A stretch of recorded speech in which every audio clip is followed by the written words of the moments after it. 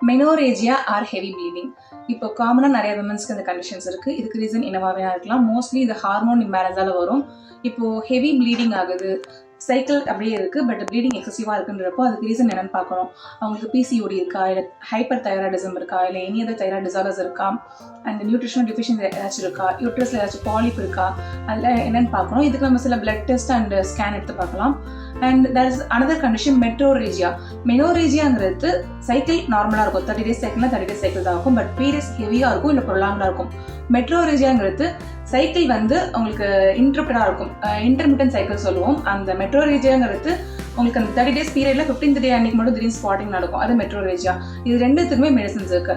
So excessive ப்ளீடிங்கை control பண்ணுறதுக்கு top 3 medicines நான் சொல்கிறேன். ட்ரில்லியம் மெடிசன் நம்ம பிகினிங் ஸ்டேஜ் ஆஃப் ஹெவி ப்ளீடிங்க்கு நம்ம எடுத்துக்கலாம். மைல்ட் டு மாடரேட் ஹெவி ப்ளீடிங்க்கு நம்ம இந்த மெடிசன்ஸ் எடுத்துக்கலாம். Sabina for excessive bleeding, partly clotted partly ஃப்ளூயிடாக இருக்கும் அந்த பீரியட்ஸ்.